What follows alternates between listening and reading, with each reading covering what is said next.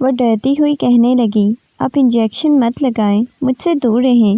اس کی بات سن کر میں نے اس کی کمر سے جکڑ کر اسے اپنے قریب کیا اور کہا، میں صرف ڈاکٹر نہیں بلکہ تمہارا شوہر بھی ہوں۔ شکر کرو ابھی میں نے اپنا حق وصول نہیں کیا، لیکن تمہاری حرکتیں بہت کچھ کرنے پر مجبور کر رہی ہیں۔ اچانک ہی اس نے مجھے دور دھکا دیا تو میں غصے میں آ گیا۔ میں نے غصے میں کمرے کا دروازہ بند کیا اور کہا، انجیکشن تو میں بعد میں لگاؤں گا، کیوں نہ پہلے اپنا حق۔ میں موبائل کان کے ساتھ لگائے اپنے دوست سے بات کر رہا تھا۔ مجھے بہت زیادہ غصہ آ رہا تھا، آواز بالکل ٹھیک نہیں آ رہی تھی۔ میں نے غصے میں موبائل کان کے ساتھ سے ہٹایا اور ٹیبل پر پٹک دیا۔ مجھے ہاسپٹل والوں پر بہت زیادہ غصہ آ رہا تھا، جنہوں نے اس عجیب سے ڈیرے پر مجھے بھیج دیا تھا، جہاں دور دور تک مجھے انسان نظر نہیں آتے تھے، اور اس وقت یہاں پر بالکل سگنل بھی نہیں تھے۔ رات کے وقت تو بالکل سگنل نہیں ہوتے تھے، اور اس چیز نے مجھے اور زیادہ غصہ دلایا ہوا تھا۔ ابھی میں دوبارہ اپنے دوست کو کال کرنے کی سوچ ہی رہا تھا جب مجھے قدموں کی آہٹ سنائی دی۔ کسی نے کہا، ڈاکٹر صاحب بات سنیں۔ میں نے پیچھے مڑ کر دیکھا تو سامنے ہی ایک لڑکی کھڑی ہوئی تھی جو کہ کم عمر لگ رہی تھی۔ اس نے فراک پہن رکھی تھی جو کہ اس کے گھٹنوں سے نیچے تک جا رہی تھی۔ سر پر اس نے دوپٹہ اوڑھ رکھا تھا۔ مسکراتے ہوئے کہنے لگی، ڈاکٹر صاحب کیا ہو گیا ہے؟ اتنا زیادہ غصہ کیوں کر رہے ہیں؟ آپ کی آواز تو باہر تک جا رہی تھی۔ میں حیرت سے اس لڑکی کی طرف دیکھ رہا تھا۔ وہ کون تھی اور رات کو یہاں پر کیا کر رہی تھی؟ میں نے غصے میں کہا، کون ہو تم؟ تم یہاں پر کیا کر رہی ہو؟ وہ مجھ سے کہنے لگی، میں تو یہاں سے گزر رہی تھی، آپ اتنا اونچا غصہ کر رہے تھے تو میں نے کہا پوچھتی جاؤں کیا ہوا ہے۔ میں نے اب تک یہاں پر کسی لڑکی کو یوں نہیں دیکھا تھا۔ رات کے اس پہر اس لڑکی کو اپنے کلینک پر دیکھ کر مجھے حیرت ہو رہی تھی۔ وہ کہنے لگی، کیا ہوا ہے؟ مجھے بتائیں، شاید میں آپ کی تھوڑی بہت مدد کر دوں۔ اس کی بات سن کر میں نے کہا، یہ میں اپنے دوست سے بات کرنی ہے، لیکن میرا موبائل نہیں چل رہا، سگنل نہیں آ رہے۔ میری بات سن کر وہ کہنے لگی، ایک تو آپ لوگ جو شہر سے گاؤں آتے ہو، آپ لوگوں کو سکون نہیں ملتا جب تک آپ لوگ موبائل نہ چلاؤ۔ آ جائیں، میں آپ کو ایک ایسی جگہ پر لے کر جاتی ہوں جہاں پر آپ اپنے گھر والوں سے بات کر سکیں گے۔ میں اس لڑکی کی طرف دیکھ رہا تھا۔ مجھے وہ کچھ مشکوک لگ رہی تھی۔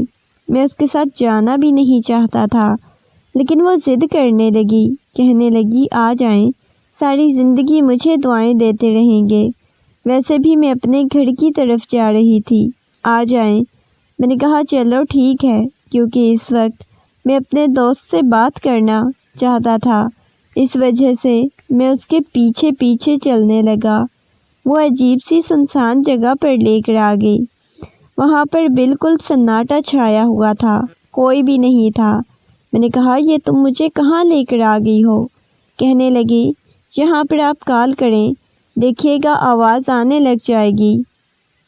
اس کی بات تو بالکل ٹھیک تھی۔ میں نے جیسے ہی کال ملائی، سگنل بالکل ٹھیک آنے لگ گئے تھے۔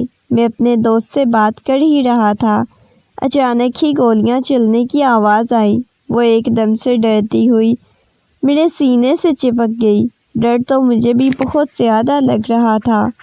میں کوئی اتنا بہادر انسان نہیں تھا کہ گولیوں کی آواز سے نہ ڈرتا۔ نہ جانے سب کہاں چلے گئے تھے۔ میں نے ارد گرد دیکھا، کہیں دور سے گولیوں کی آواز آ رہی تھی۔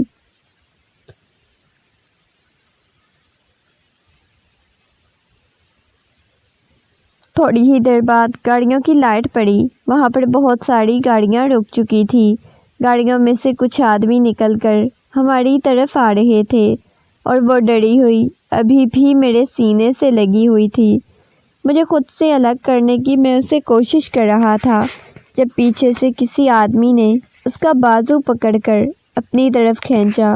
اور ایک زوردار تماچا اس لڑکی کے منہ پر رسید کیا اور کہنے لگا، تجھے کتنی دفعہ منع کیا تھا کہ اپنی ایسی گھٹیا حرکتوں سے باز آ جا، لیکن تو نے وہی کیا جس کا ہمیں ڈر تھا۔ یہاں اتنی رات کو اس کے ساتھ کیا کر رہی ہے؟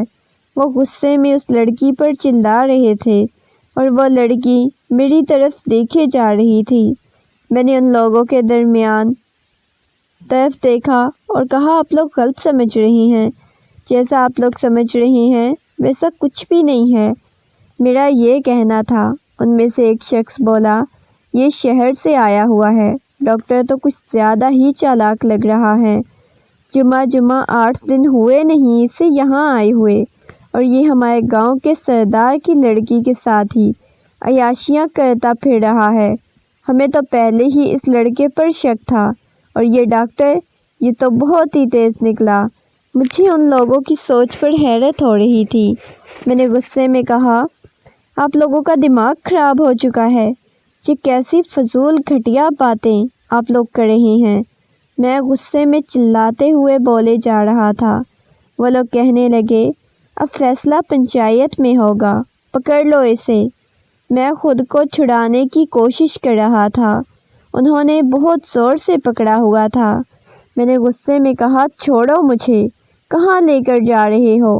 میں خود کو چھڑانے کی کوشش کر رہا تھا، لیکن ایک عجیب سی جگہ پر وہ لوگ مجھے لے کر آ چکے تھے، جہاں ارد گرد صرف مرد ہی کھڑے ہوئے تھے۔ وہ لڑکی ڈری سہمی سی کھڑی ہوئی تھی۔ جیسے ہی ہمیں پنچایت میں لایا گیا تو وہ لڑکی روتی ہوئی سامنے بیٹھے آدمی کو کہنے لگی، بابا جان،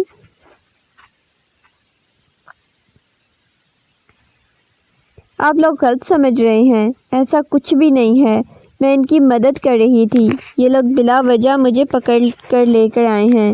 وہ لڑکا کہنے لگا، چچا جان، ہم بہت پہلے بھی آپ کو بتا چکے ہیں کہ آپ کی بیٹی کیسی ہے، بہت پہلے بھی یہ ایسے کارنامے سر انجام دے چکی ہے، اس وجہ سے اب اس کا فیصلہ کرنا ہوگا۔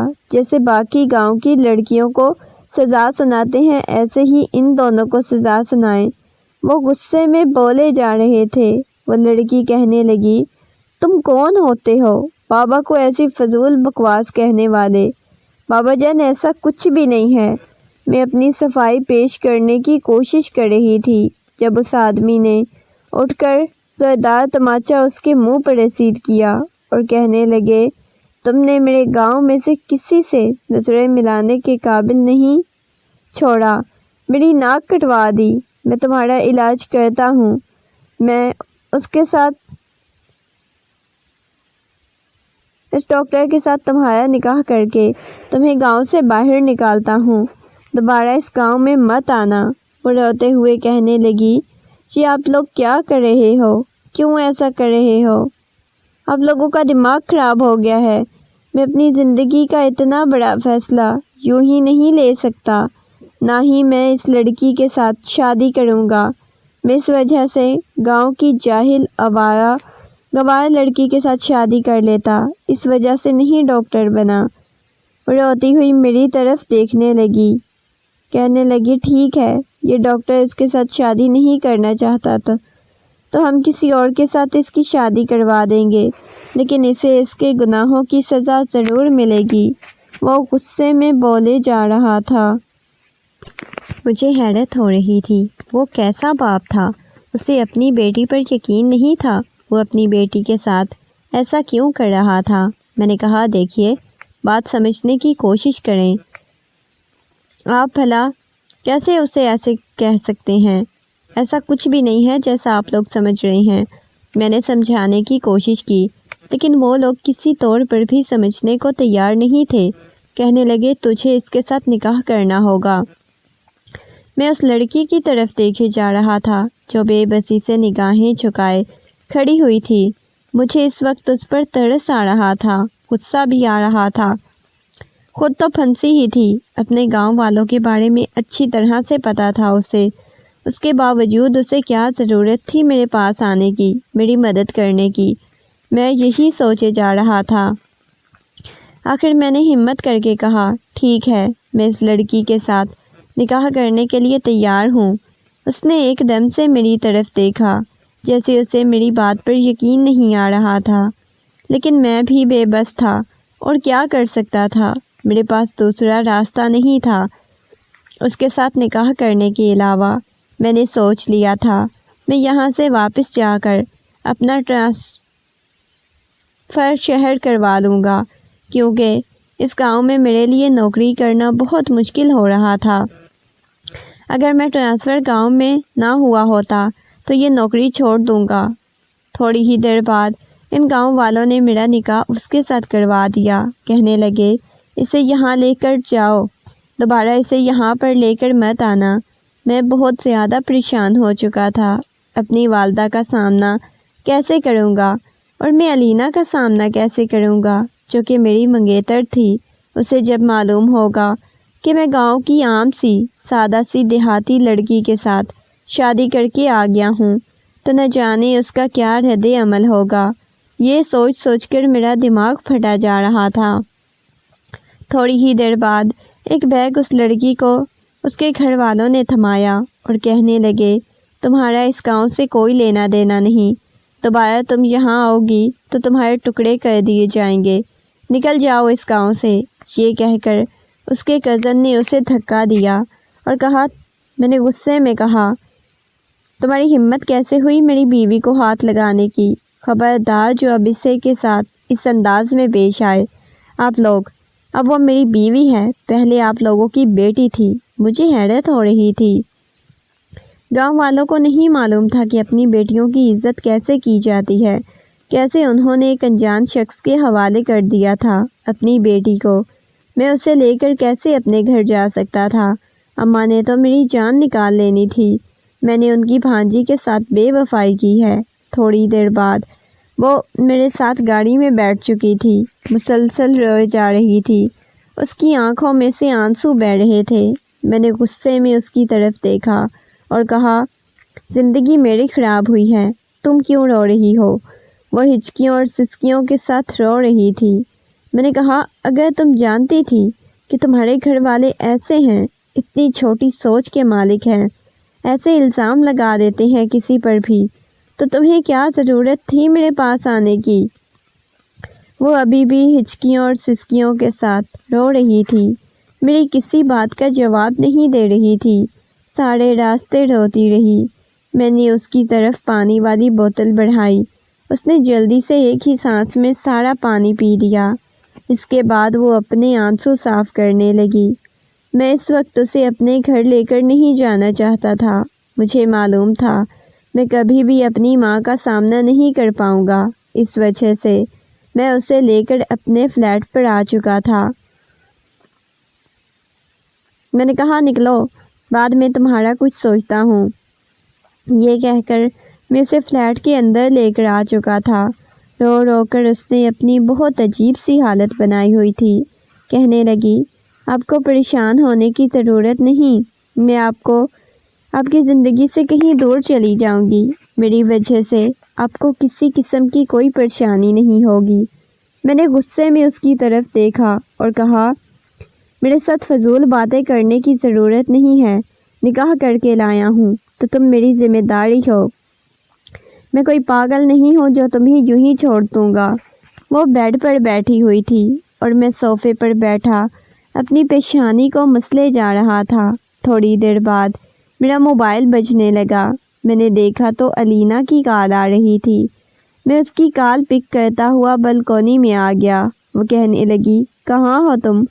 واصف میں تمہیں کب سے کال کر رہی ہوں۔ میں نے کہا تمہیں پتہ تو ہے کام کس سلسلے میں آیا ہوا ہوں، یہاں پہ سگنل بہت کم ہے، اس وجہ سے تم سے بات نہیں ہو پا رہی، میں تمہیں بعد میں کال کرتا ہوں۔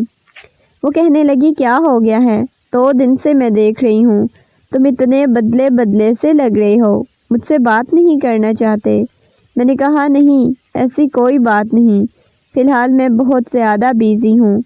یہ کہہ کر کال کٹ کر دی اور کمرے میں آیا۔ میں نے دیکھا وہ بیڈ پر بیک گراؤنڈ سے ٹیک لگائے آنکھیں بند کیے لیٹی ہوئی تھی۔ اس کی آنکھوں میں سے مسلسل آنسو بہہ رہے تھے۔ مجھے اب اس کا رونا زچ کر رہا تھا۔ میں نے کہا پلیز رونا بند کرو، بجائے رونے کے ہمیں اس مسئلے کا حل نکالنا چاہیے۔ وہ روتی ہوئی کہنے لگی میں ہی مسئلہ ہوں نا، مجھے اپنی زندگی سے نکال دیں۔ میں نے غصے میں کہا پلیز فضول بکواس کرنا بند کر دو۔ ابھی میں یہی سوچ رہا تھا کہ اس مسئلے کا کیا حل نکالوں جب مجھے باہر سے علینا کی آواز آنے لگی جو غصے میں چلاتے ہوئے میرا نام پکار رہی تھی۔ مجھے حیرت ہو رہی تھی، ابھی تھوڑی دیر پہلے تو میری علینا سے بات ہوئی تھی، وہ اچانک سے یہاں کیسے پہنچ آئی اور اسے کیسے پتہ چلا کہ میں گاؤں سے واپس آ چکی ہوں۔ اس سے پہلے کہ میں کمرے سے باہر جاتا وہ کمرے میں سامنے بیٹھی لڑکی کی طرف دیکھ کر چلاتی ہوئی کہنے لگی یہ کون ہے اور تمہارے کمرے میں کیا کر رہی ہے؟ کہاں سے تم اسے اٹھا کر لے آئے ہو؟ یہ گاؤں کی جاہل گوار لڑکی ہے، تمہارے پاس کیا کر رہی ہے؟ تم نے اس کے ساتھ نکاح کیوں کیا؟ نہ جانے اس تک یہ خبر کیسے پہنچ چکی تھی۔ میں نے علینا کو کندھوں سے پکڑ کر اور کہا پلیز علینا ریلیکس ہو جاؤ، اتنا زیادہ ہائپر ہونے کی ضرورت نہیں، اس میں کوئی بات نہیں۔ دیکھو میں نے اس کے ساتھ نکاح کیا ہے، اس کے ساتھ نکاح کرنا میری مجبوری تھی۔ وہ کہنے لگی ہوگی، یہ ختم کرو مجبوری سے نکاح، مجھے نہیں پتہ، نکالو اسے اپنی زندگی سے۔ وہ ایک دم سے اس کی طرف دیکھنے لگی، اسے بازوؤں سے پکڑ کر دھکا دیا، وہ فرش پر جا گری۔ میں نے علینا کو بازو سے پکڑ کر پیچھے کی طرف دھکا دیا اور کہا علینا تمہارا دماغ خراب ہو چکا ہے کیا؟ خبردار جو تم نے اب اسے ہاتھ لگانے کی کوشش کی یا کچھ کہنے کی کوشش کی، جو یہاں سے تم سے بعد میں بات کرتا ہوں۔ یہ کہہ کر میں نے اسے وہاں سے جانے کا کہا۔ وہ روتے ہوئے میری طرف دیکھنے لگی، کہنے لگی اسے اپنی زندگی سے نکالو پلیز، میں تمہارے ساتھ کسی اور کو برداشت نہیں کر سکتی، ایک لمحے میں تمہارے ساتھ برداشت نہیں کر سکتی۔ وہ مجھے دیکھے جا رہی تھی، اسے خود نہیں معلوم تھا یہ سب کچھ کیا ہو رہا ہے۔ میں نے علینا کو خاموش کروایا، بہت مشکل سے اسے کنٹرول کیا اور وہاں سے بھیجا۔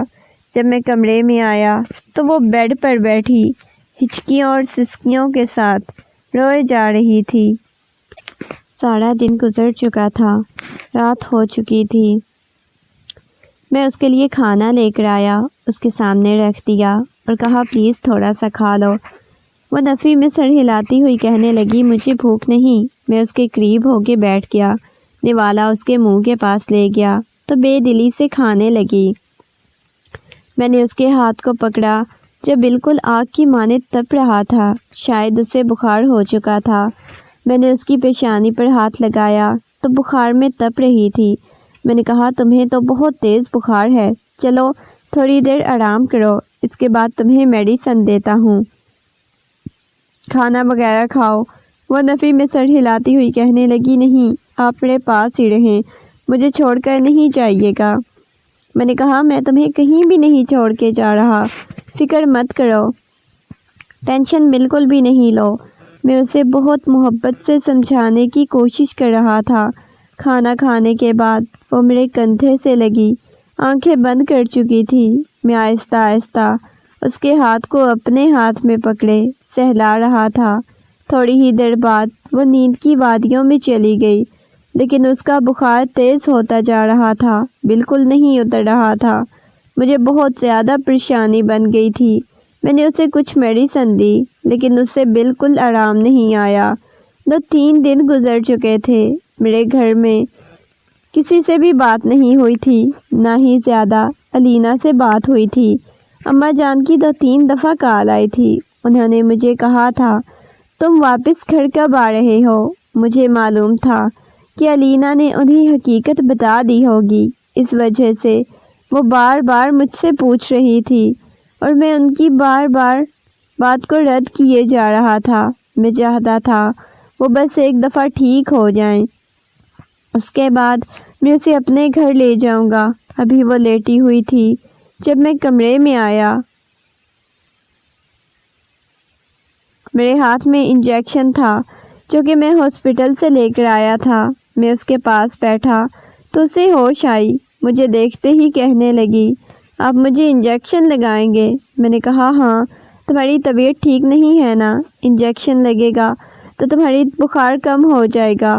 وہ ڈر رہی تھی، اس کی آنکھوں میں خوف تھا۔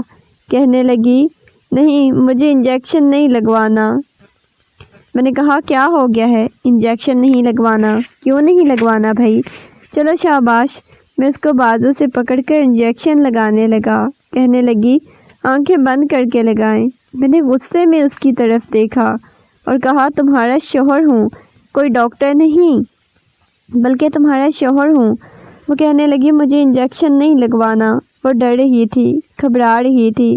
میں نے اسے اپنے قریب کیا اور کہا، انجیکشن تو لگاؤں گا، لیکن اس نے انجیکشن کو دور پھینک دیا۔ کہنے لگی، مجھے نہیں لگوانا۔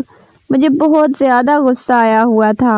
اس نے کہا، تم اپنے آپ کو سمجھتی کیا ہو؟ مجھ سے اتنا دور بھاگ رہی ہو، شوہر ہو تمہارا، تمہاری وجہ سے اپنی ماں کو، اپنی بہن کو جواب نہیں دے رہا، اپنی مسکراتے منگیتر کو چھوڑ دیا ہے۔ تمہیں اپنی زندگی میں قبول کرنا چاہتا ہوں، تم ہو کہ بار بار مجھے یہ کہہ رہی ہو، تم نے میری زندگی سے چلے جانا ہے، دور جانا ہے۔ اگر میں نے زندگی سے دور نکلنا ہی ہوتا تو وہاں پنچایت میں کھڑا ہو کے یہ نہ کہتا کہ میں تمہارے ساتھ نکاح کرنے کے لیے تیار ہوں۔ خبردار جو تم نے مزید مزاحمت کرنے کی کوشش کی۔ میں نے اسے انجیکشن لگایا تو وہ آنکھیں بند کر چکی تھی۔ میں اس کے قریب ہو گیا، نہ جانے اس سے دور ہونا میرے بس کی بات نہیں تھی۔ آہستہ آہستہ میں اس کے قریب ہوتا گیا۔ اس بار اس نے بھی مجھے خود سے دور کرنے کی کوشش نہیں کی تھی۔ اگلے دن صبح جب میری آنکھ کھلی، میں نے دیکھا موبائل پر اماں کی بہت زیادہ کالز آئی ہوئی تھی۔ میں نے موبائل اٹھایا، دیکھا تو وہ میرے پاس سو رہی تھی۔ کل رات کا منظر میری آنکھوں کے سامنے گھوم رہا تھا۔ میں نے اسے کہا، چلو شاباش، جلدی سے ریڈی ہو جاؤ، ہمیں واپس گھر جانا ہے۔ وہ روتی ہوئی کہنے لگی، کون سے گھر جانا ہے؟